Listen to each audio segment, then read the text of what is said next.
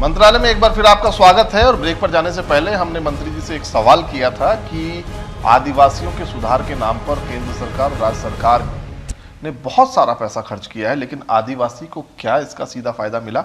मंत्री जी, निश्चित तौर से आप ठीक कह रहे हैं कि कुछ बातों को लेकर के जहाँ पर एनजीओ ने जिस तरह से काम किया और किस तरह से स्थितियां बढ़ी, परंतु मैं आप सबसे ये कहना चाहता हूँ कि आज जो जिस तरह की स्थितियां अभी बनी हैं, पहले हम नहीं कहना चाहते हैं कि उस जनता पार्टी के राज में क्या हुआ और क्या नहीं हुआ, परंतु जनता पार्टी के टाइम पे जिस तरह से कमी बेसियां थी, जिस तरह से ध्यान नहीं दिया गया, उस एरिया के लिए कमी बेसी रही होगी।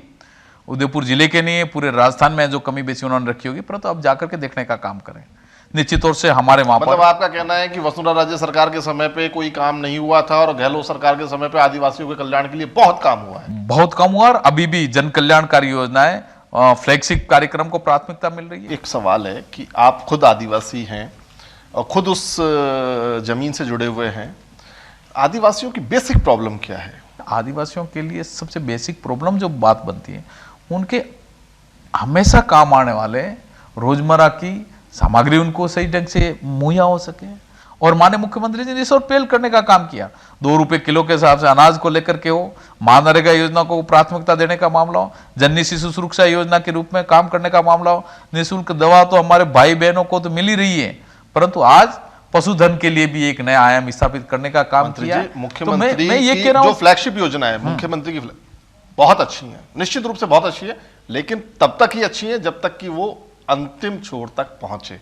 मुख्यमंत्री ने दिया और वो आदिवासी को मिला, बहुत अच्छा है। नहीं मिला तो वो पूरा पैसा वेस्ट हो गया। भ्रष्टाचार की बहुत हद तक की सीमा थी जनता पार्टी के राज में। अब देखने का काम कर, कंट्रोलिंग करने वाला कोई नहीं था। हमें मालूम है, जब हम धरातल पर हम काम करते हैं, ये कौन सी ऐसी योजना थी जो सही ढंग से क्रियान्वयन हुई, अगर हुई तो धरातल तक पहुंची नहीं होगी। परंतु सही मायने में आप देखा, वो आंकड़ा उठा करके देखें, और हम आपको निश्चित रूप से दावे के साथ में कह सकते हैं कि जनता पार्टी में उस राज में भ्रष्टाचार ज्यादा हुआ, कांग्रेस के राज में नहीं के बराबर कोई इक्की दुक्की बात भी हो गई होगी तो माननीय मुख्यमंत्री जी और कांग्रेस सरकार ने तत्काल उसको एक्शन लेने का काम किया होगा और आगे अच्छा, कांग्रेस के राज में लेबर डिपार्टमेंट की उपलब्धि बताइए आप। तो माननीय मुख्यमंत्री जी ने लेबर डिपार्टमेंट में एक अमूलचूल सा परिवर्तन करने का जो जज्बा हाथ में लेने का काम किया और उसमें एक के बाद में एक जन कल्याणकारी योजना को लागू किया। मैं आपको कहना चाहता हूं कि जनता पार्टी के राज में कुछ भी नहीं हुआ था, हम लेबर डिपार्टमेंट को जानता नहीं था, परंतु आज हर तबके का भाई लेबर डिपार्टमेंट को जानता है। पहले हमारे लेबर डिपार्टमेंट में विश्वकर्मा योजना को पेंशन योजना के रूप में लागू किया था, योजना शुरू हुई है, और इस बार में हमने तय किया उस विश्वकर्मा योजना जो खत्म हुई तो उसके बाद में लेबर भाई जिस तरह से आगे बढ़ने का काम कर रहे हैं, पेंशन योजना के रूप में, स्वावलंबन के रूप में हम तय कर रहे हैं कि भारत सरकार और राजस्थान सरकार के माध्यम से उस योजना को लागू किया है। और उसमें लेबर भाई 1000 रुपया जमा करा रहा है, तो 1000 रुपया भारत सरकार के अंशदान पेंशन योजना के रूप में एक नए आयामों को आगे बढ़ने का सौभाग्य हासिल कर रहे हैं। 250 करोड़ से ज्यादा रुपया हमने शेष के रूप में इकट्ठा किया और 250 करोड़ रुपया बड़ी बात है, हम उन लेबर भाइयों को विभिन्न जन कल्याणकारी योजना में देने का काम करेंगे। मैं आपके बहुत सारे दावे सुने, मैंने राजस्थान की जनता ने भी सुना, लेकिन एक सवाल मेरे मन में आता है। पहले लेबर इंस्पेक्टर होते थे जो आज भी हैं, और लेबर इंस्पेक्टर का मतलब होता था कि एक ऐसा अधिकारी जो भ्रष्टाचार में डूबा है, जिसको श्रमिक की चिंता नहीं है, उसको औद्योगिक घरानों की चिंता है।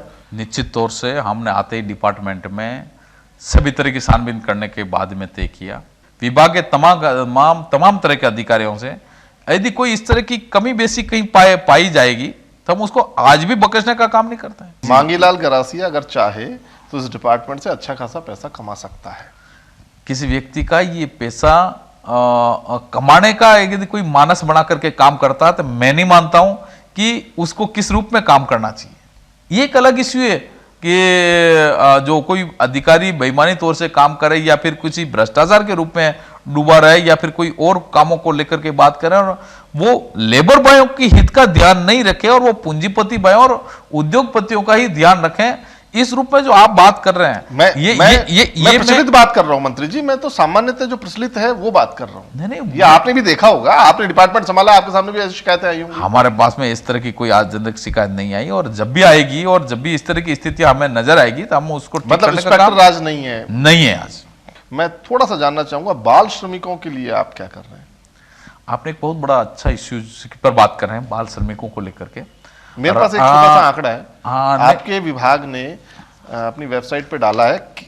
2009 के अंदर एक अभियान चला था, सघन अभियान राज्य स्तरीय, और इसके अंदर केवल 24 बाल श्रमिक चिन्हित किए गए थे। उपलब्धि में बता रहे हैं, केवल 24 बाल श्रमिक मिले पूरे विभाग को।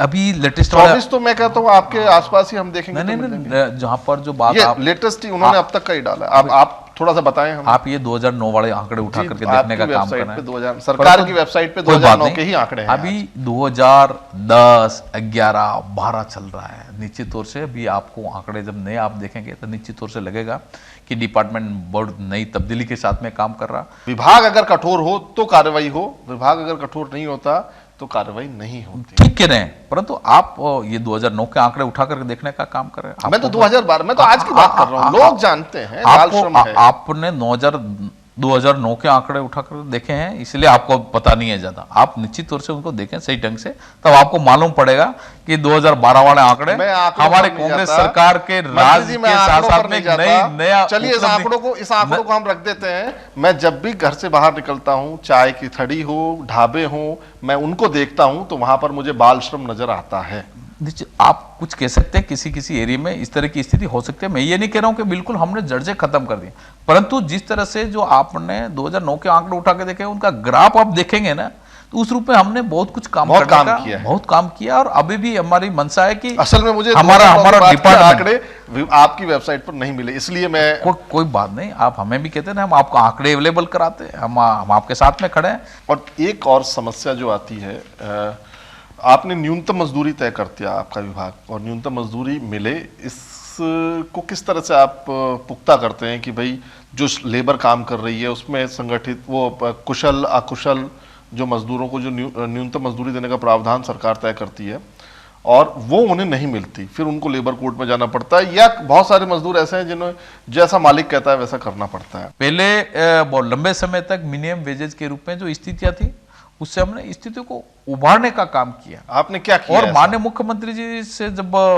बात हुई, उन्होंने तय करने का काम किया। जो पहले 5-5 वर्ष से मिनिमम वेजेज के रूप में बढ़े नहीं है, पर इस बार में कांग्रेस के राज आते एक तय कर लिया कि हम मिनिमम वेजे के जो हमारा श्रमिक भाई है, कुशल श्रमिक है, अकुशल श्रमिक है और कर्मठ करने वाले जो मजदूर है, उनके लिए सब चारों कैटेगरियों में हमने तय करने का काम किया कि चारों कैटेगरियों में हम तय करेंगे कि प्रति वर्ष मजदूरी मिनिमम वेजेस बढ़ाने का काम हम करेंगे। अगर आप विकास की बात करते हैं, अगर आप जन कल्याणकारी योजनाओं की बात करते हैं, अगर कांग्रेस का मतलब विकास है, तो फिर क्या 98 में विकास नहीं था?